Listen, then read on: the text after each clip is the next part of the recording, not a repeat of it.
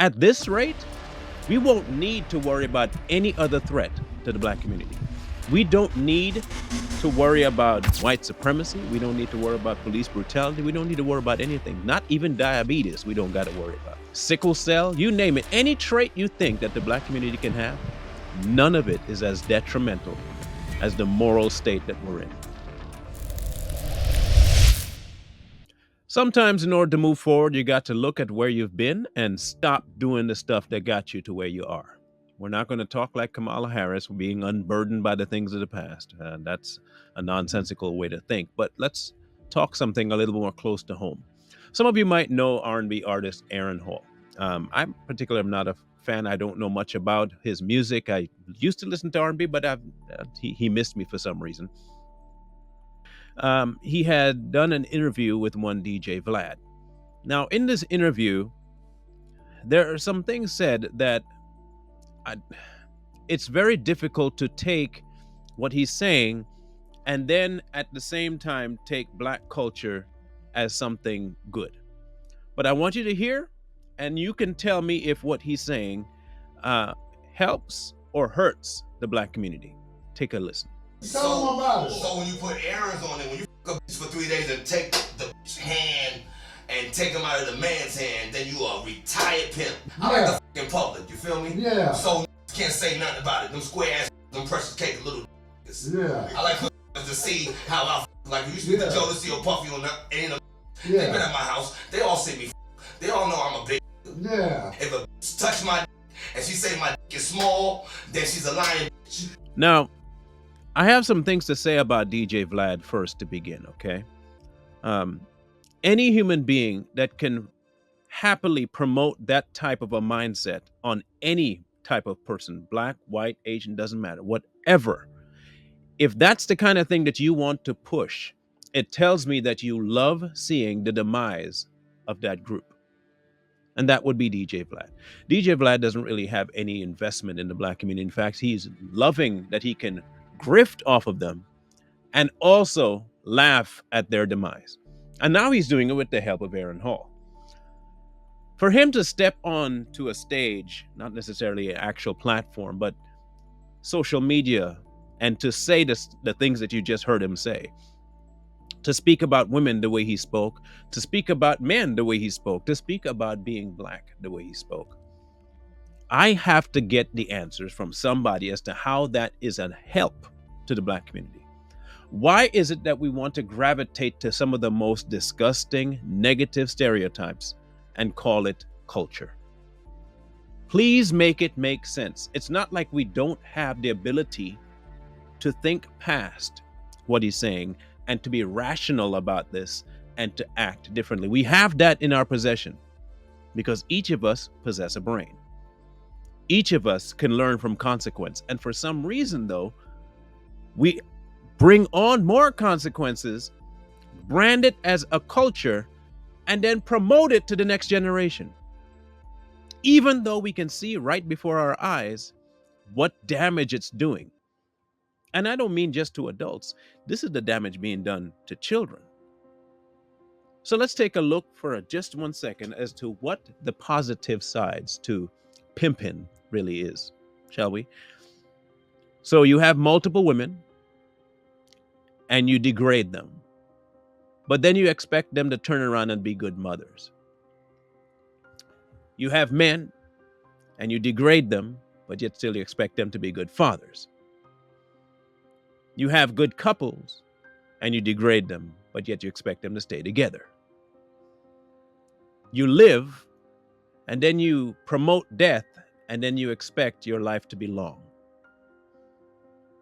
You promote illegal activity, go to jail, but then wonder why the jail rates are so high.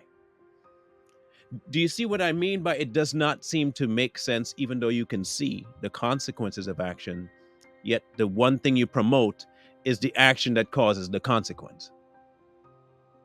At some point, and I mean this with all sincerity, at some point, we have to put the brakes dead on those wheels and stop the car. We have to. At this rate, we won't need to worry about any other threat to the black community. In the words of, and again, don't think I'm supporting him. In the words of Tyler Perry in his movie, he can do bad all by himself. This is exactly what it is. Apparently, we can do bad all by ourselves. We don't need nobody else to destroy us.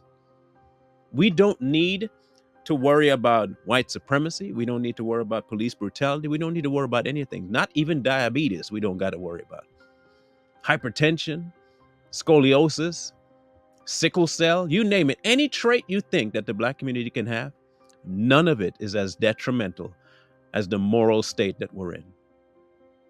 It's in such decline that you can't even turn on the TV without the representation of the Black community being that of either sex, drugs, or prison. Now, I understand people will say, but that's not all of us. Good. I'm glad it's not all of us. But we're allowing the loud ones that don't need to be representing us to represent us. And we throw money at them, and we throw fame at them, and we talk about them all the time. And they go around promoting the stereotypical side of Black America. And for some reason, the ones that have a brain do not say anything. In fact, you find them actually embracing. They embrace it, but at the same time say, well, that's not all of us. I have no idea how to get past this without seeming mean. But I think in some cases, you have to say the hard thing in whatever way you can, and whoever has ears to hear are going to hear. I hope, though, that the ones that have been deaf for a long time find some hearing aids so they can listen to what I'm about to say. You cannot climb a mountain if all you do is lather yourself up with oil. You won't be able to do it. You can't grip anything right. You slide and slip everywhere. You'll never reach your goal. You can't drive a car without an engine. You can't fly without wings. None of this can happen. And for some reason, we think we can have a successful Black America without morals. And morals are staring us right in the face. But every time a certain Black individual decides to gravitate to actual morals, there's always somebody in the corner saying, you're just trying to be. You can fill in the blank. I think you know what word fits right there. We are our own worst enemy, it feels like. But is that on purpose, or is that just our nature? I have a suspicion that we have opened our minds so long, for such a long time, to the slower ones of our society, the ones that don't have a clue, the ones that hate themselves.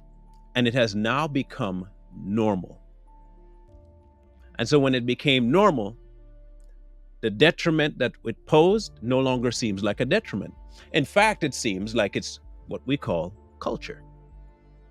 But it's not. It is not culture. There's nothing cultured about it. There is nothing positive about promoting promiscuity. There's nothing positive about promoting abortion. There's nothing positive about promoting death. There's nothing positive about promoting jail. There's nothing positive about promoting crime. There's nothing positive to it.